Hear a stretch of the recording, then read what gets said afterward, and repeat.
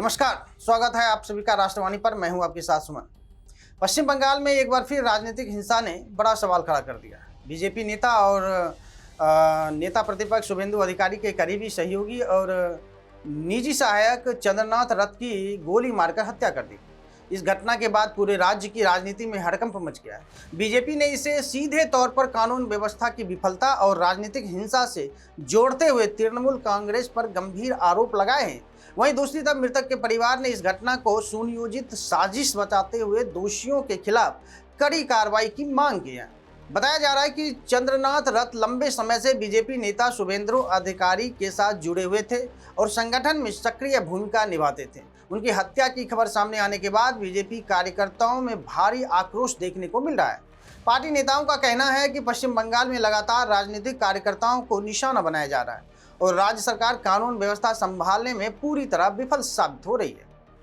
इस बीच चंद्रनाथ रथ के परिवार का दर्द भी सामने आया है। उनके छोटे भाई देव कुमार ने मीडिया से बातचीत में कहा है कि परिवार पूरी तरह से टूट चुका है। उन्हें बताया कि आखिरी बार उनकी बातचीत कल दोपहर करीब 2 बजे हुई थी, जब चंद्रनाथ कोलकाता के लिए रवाना हुए थे। इसके बाद अचानक हत्या की खबर ने पूरे परिवार को झकझोर के रख दिया है।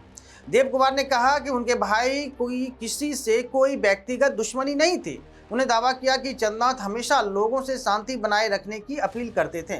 खास तौर पर अगर बात करें तो 2021 के विधानसभा चुनाव के बाद जब बंगाल में हिंसा भड़की थी, तब भी उन्होंने लोगों से संयम रखने और माहौल खराब न करने की सलाह दी थी, जबकि पिछली बार बीजेपी हार गई थी।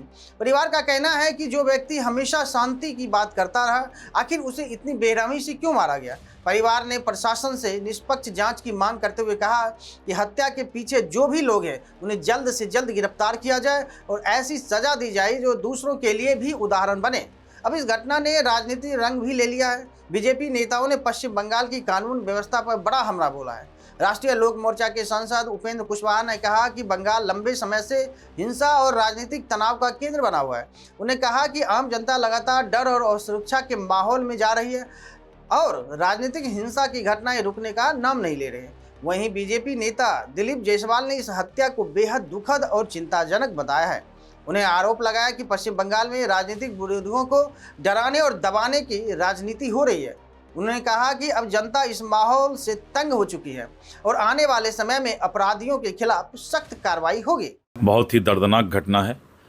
अब टीएमसी के जो गुंडागर्दी है वो अंत समय आ गया है और सरकार उस पर कड़ाई से एक्शन लेगी। वहीं उत्तर प्रदेश सरकार के मंत्री ओपी राजभर ने भी इस घटना पर प्रतिक्रिया दी है। उन्होंने कहा कि पश्चिम बंगाल की जनता बदलाव चाहती है और लोग ऐसी सरकार चाहते हैं जो कानून व्यवस्था मजबूत करे और आम लोगों की सुरक्षा सुनिश्चित करे।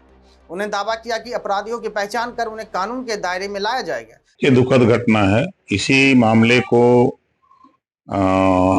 ठीक करने के लिए बंगाल में लॉ एंड ऑर्डर ठीक हो, लोग सुरक्षित रहें, इसी नाते वहां जनता ने जनाधार दिया है, जनादेश दिया है भारतीय जनता पार्टी को। सरकार बन जाती है तो फिर इस पे कड़ी कार्रवाई होगी। ऐसे लोगों को खोज करके कानून के दायरे में ला करके उनको जेलों में, जेल की सलाखों में पहुंचाया जाएगा। यूपी सरकार के मंत्री यानी नरेंद्र कुमार कश्यप ने भी कहा कि पश्चिम बंगाल में राजनीतिक हिंसा और अपराध पर सख्ती से नियंत्रण की जरूरत है।